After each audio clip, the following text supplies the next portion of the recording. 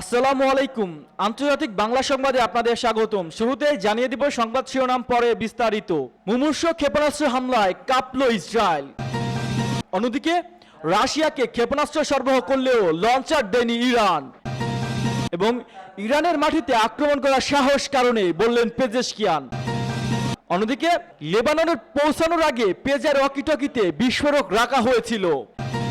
এবং সবশেষ জানিয়ে দিব ইসরায়েল এখনো সন্ত্রাসী গোষ্ঠীর মতো হামলা চালাচ্ছে, জানালেন এরদোগান।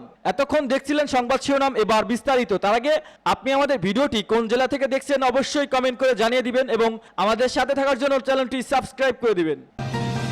মুমূর্ষু ক্ষেপণাস্ত্র হামলায় কাঁপল ইসরায়েল। সাম্প্রতিক দক্ষিণ লেবাননের উপর ইসরায়েলি আগ্রাসনের প্রতিক্রিয়া ইসরায়েলের দখলকৃত অঞ্চলে নতুন করে ক্ষেপণাস্ত্র হামলা চালিয়েছে হিজবুল্লাহ। শনিবারের এই হামলায় অন্তত 25টি রকেট দখলকৃত উত্তর ফিলিস্তিনি ভূখণ্ডে নিক্ষেপ করা হয়েছে বলে জানিয়েছে লেবাননের সশস্ত্র গোষ্ঠী। ইসরায়েলি চ্যানেল 14 এদিন জানিয়েছে হিজবুল্লাহর ক্ষেপণাস্ত্র দখলকৃত উত্তর ফিলিস্তিনি সাফেদা শহরের নিকটবর্তী বিরিয়া এলাকায় একটি ভবনে সরাসরি আঘাত হেনেছে। এদিকে নতুন একটি আক্রমণ ইসরায়েলি নর্দার্ন কমান্ডের প্রধান বিমান প্রতিরক্ষা কমান্ডার সেন্টারকে লক্ষ্য করে করা হয়েছে বলে জানিয়েছে হিজবুল্লাহ। এছাড়াও হিজবুল্লাহ নিশ্চিত করেছে যে তারা কাতেউসি রকেট ব্যবহার করে ইসরায়েলের রামোট নাফাতলি বেসামরিক ঘাঁটিতে গোলানি ব্রিগেডের সঙ্গে সম্পর্কিত 631তম রিক্সিনান্স ব্যাটালিয়নের মোতায়েনের কেন্দ্র আক্রমণ চালিয়েছে। এদিকে ইসরায়েলি মিডিয়াগুলো জানিয়েছে লেবানন থেকে দখলকৃত গোলান মালথ ভূমির দিকে নতুন করে ক্ষেপণাস্ত্র নিক্ষেপ করা হয়েছে। লেবাননের গণমাধ্যম আল মায়াদিন জানিয়েছে হিজবুল্লাহ সর্বশেষ এই আক্রমণ ইসরায়েলি বাহিনী দ্বারা দক্ষিণ লেবাননের বিভিন্ন স্থানে চালানো 70টি বিমান হামলার প্রতিক্রিয়া হিসেবে করা হয়েছে। শুক্রবার ওই ইসরায়েলি হামলায় বৈরুতের দক্ষিণ উপকণ্ঠে অন্তত 31 জন নিহত হয়েছেন, যার মধ্যে হিজবুল্লাহ সিনিয়র কমান্ডার ইব্রাহিম আকিলও ছিলেন। এছাড়াও ঘটনায় আহত হয়েছেন প্রায় 3500 লেবানিজ। রয়টার্সের প্রতিবেদন, রাশিয়াকে ক্ষেপণাস্ত্র সরবরাহ করলেও লঞ্চার দেয়নি ইরান। ইরান রাশিয়াকে স্বল্প পাল্লার ব্যালিস্টিক ক্ষেপণাস্ত্র সরবরাহ করলেও এর সঙ্গে কোনো লঞ্চার দেয়নি, যা এখনও ইউক্রেনে ব্যবহারের জন্য পরিকল্পনার অংশ বলে জানিয়েছে রয়টার্স। শনিবার 3টি সূত্রে বরাত দিয়ে এক প্রতিবেদনে এমন তথ্য জানিয়েছে ব্রিটিশ বার্তা সংস্থাটি। ওই প্রতিবেদন অনুযায়ী যুক্তরাষ্ট্র গত সপ্তাহে ইরানের বিরুদ্ধে রাশিয়ার ক্ষেপণাস্ত্র পাঠানোর অভিযোগ এনেছিল, তবে এর সঙ্গে লঞ্চার না দেওয়ার বিষয়টি আলোচনা এখনও কেন্দ্রবিন্দুতে। একজন ইউরোপীয় কূটনৈতিক, একজন ইউরোপীয় গোয়েন্দা কর্মকর্তা এবং একজন মার্কিন কর্মকর্তা রয়টার্সকে জানিয়েছেন কেন ইরান ক্ষেপণাস্ত্রের সঙ্গে লঞ্চার সরবরাহ করেনি তা স্পষ্ট নয়, তবে তারা বলছেন এটি ইরানের ভবিষ্যতের কূটনৈতিক আলোচনার জন্য একটি সুযোগ তৈরি করতে পারে। রয়টার্স প্রথমে ক্ষেপণাস্ত্র সরবরাহ পরিকল্পনার কথা বিশ্বের সামনে আনে, তবে পশ্চিমা বিশ্বের সঙ্গে বলছে রাশিয়া নিজস্ব সামরিক যানবাহন পরিবর্তন করে ক্ষেপণাস্ত্র উৎক্ষেপণ করতে পারে, যেটি ইরানও করতে থাকে। মার্কিন পররাষ্ট্রমন্ত্রী অ্যান্টনি ব্লিকেন গত 10 সেপ্টেম্বর জানিয়েছে ইরান রাশিয়াকে ফাদ 360 ক্ষেপণাস্ত্র সরবরাহ করেছে এবং তা কয়েক সপ্তাহের মধ্যে ইউক্রেনে ব্যবহৃত হতে পারে এবং ক্ষেপণাস্ত্র ইউক্রেনের জন্য নতুন চ্যালেঞ্জার তৈরি করতে পারে।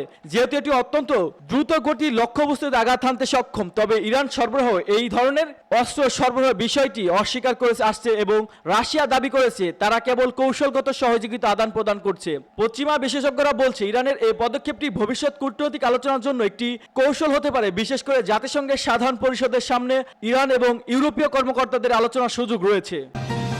তেহরানের সশস্ত্র বাহিনী কুচকাওয়াজ ও অস্ত্র প্রদর্শনী অনুষ্ঠানে ইরানের মাটিতে আক্রমণ করার সাহস কারণেই বললেন পেজেশকিয়ান। পার্স টুডে ইসলামিক প্রজাতন্ত্র ইরানের প্রেসিডেন্ট বলেছেন আজ ইরানের প্রতিরক্ষা শক্তি এবং প্রতিরোধ সক্ষমতা এমন পর্যায়ে পৌঁছেছে যে কোনো শয়তানি শক্তি ইরানের আক্রমণ করার কথা চিন্তাও করতে পারবে না। ইরানের পবিত্র প্রতিরক্ষা সপ্তাহের শুরুতে আজ রাজধানী তেহরানে ইরানের সশস্ত্র বাহিনী কুচকাওয়াজ ও অস্ত্র প্রদর্শনী অনুষ্ঠানে ইরানের প্রেসিডেন্ট মাসুদ পেজেশকিয়ান কথা বলেন। ইরানের বিরুদ্ধে ইরাকের স্বৈরশাসক সাদ্দামের চাপিয়ে দেওয়া 8 বছরের যুদ্ধে ইরানি জনগণ শত্রুদেরকে হতাশ করেছিল উল্লেখ করে তিনি জোর দিয়ে বলেছেন তা দেশের সামরিক বাহিনী ও জনগণের ঐক্যবদ্ধ অবস্থানের কারণ। ইরান ও ইসলামী বিপ্লবকে ধ্বংস করার জন্য সন্ত্রাসবাদী শক্তির আগ্রাসন ও সকল পরিকল্পনা নস্যাৎ করতে গিয়েছিল এবং তারা চরমভাবে হতাশাগ্রস্ত হয়ে পড়েছিল। পারাস্টুরে জানিয়েছে প্রেসিডেন্ট পেজেশকিয়ান আরও বলেছেন, পবিত্র প্রতিরক্ষা সপ্তাহ শহীদের আত্মত্যাগের কথা স্মরণ করে দেয়, যারা ইরানের ইসলামী বিপ্লবকে রক্ষার জন্য নিজেদের বিশুদ্ধ রক্ত ঢেলে দিয়েছিলেন। ইসলামী প্রজাতন্ত্র ইরানের প্রেসিডেন্ট ঐক্য সপ্তাহের গুরুত্বের কথা উল্লেখ করে বলেছেন, আজ আমরা নিশ্চয়তার সাথে সমগ্র বিশ্বকে কথা বলতে পারি যে আমাদের নিজেদের দেশকে রক্ষার পাশাপাশি মুসলিম দেশগুলোর সাথে ঐক্য ও সংহতির মাধ্যমে আমরা আঞ্চলিক শান্তি ও নিরাপত্তা বজায় রাখতে সক্ষম। একই সাথে আমরা মুসলিম বিশ্বের সম্মান ও গৌরব বিশ্বের সামনে তুলে ধরতে পারি। আমরা নিজেদের মধ্যে ঐক্য ও সংহতির মাধ্যমে দখলদার ও রক্তপিপাসু ইসরায়েলকে পরাজিত করতে পারি, যারা নারী, শিশু, বৃদ্ধ কাউকে রেহাই দিচ্ছে না।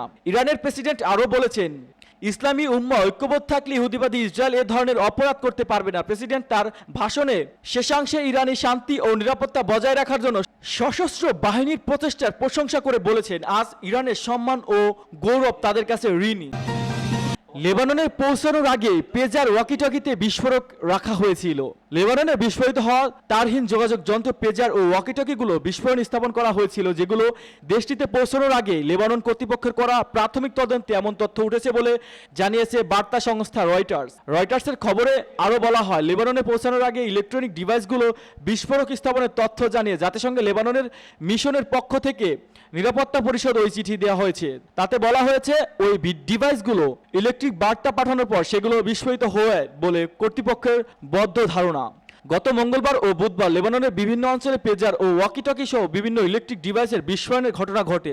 এতে 37 জন নিহত হন, আহত হন 3000-এর বেশি মানুষ। গতকাল শুক্রবার জাতিসংঘ নিরাপদ পরিষদের বৈঠকে দেওয়া বক্তব্যে লেবাননের শীর্ষ কূটনৈতিক আব্দুল্লাহ বৌহাবিব ওই হামলাকে বর্বরতা ও সন্ত্রাসের নজরবিহীন কৌশল বলে উল্লেখ করেছে। লেবানন সরকার ও দেশটির সশস্ত্র গোষ্ঠী হিজবুল্লাহর দাবি, ইলেকট্রিক ডিভাইসের বিস্ফোরণের পেছনে ইসরায়েলের হাত রয়েছে। সূত্রের বরাতে রয়টার্সও জানিয়েছে, ওই হামলার পরিকল্পনা রয়েছে ইসরায়েলের সামরিক বাহিনীর গোপন গোয়েন্দা দল ইউনিট 8200। তবে এ বিষয়ে এখনও মুখ খোলেনি ইসরায়েল। এদিকে পেজার ও ওয়াকিটকি বিস্ফোরণের ঘটনা স্বাধীন, যথার্থ ও সশস্ত্র তদন্তের আহ্বান জানিয়েছে জাতিসংঘের মানবাধিকার বিষয়ক হাই কমিশনার ফলকার তুর্ক। গতকাল নিরাপত্তা পরিষদের জরুরি বৈঠকে তিনি বলেন, পারপক্ষের ক্ষতিকর মনে হয় ইসরায়েল এখনও সন্ত্রাসী গোষ্ঠীর মতো হামলা চালাচ্ছে, জানালেন এরদোগান।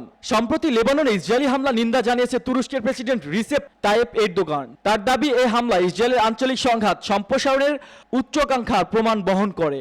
এরদোগান জোর দিয়ে বলেন, ইসরায়েল এখনও সন্ত্রাসী গোষ্ঠীর মতো হামলা চালিয়ে যাচ্ছে। শনিবার নিউ ইয়র্কে জাতিসংঘের সাধারণ পরিষদ অধিবেশনে যোগ দেওয়ার আগে ইস্তাম্বুলে সংবাদ মাধ্যমের সঙ্গে আলাপকালে তিনি এসব কথা বলেন।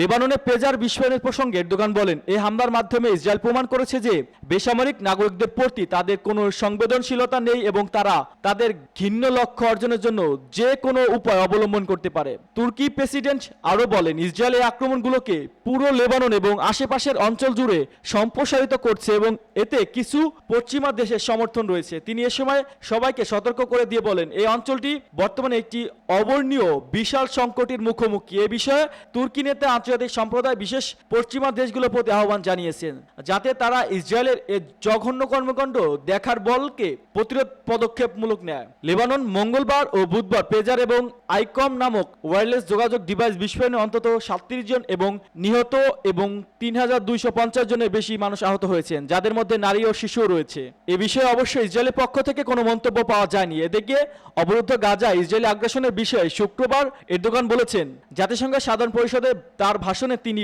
বৈশ্বিক শাসন ব্যবস্থা সংস্কারের প্রয়োজনীয়তার উপর জোর দেবেন, বিশেষ করে জাতিসংঘের নিরাপত্তা পরিষদ এবং আন্তর্জাতিক আর্থিক কাঠামো নিয়ে।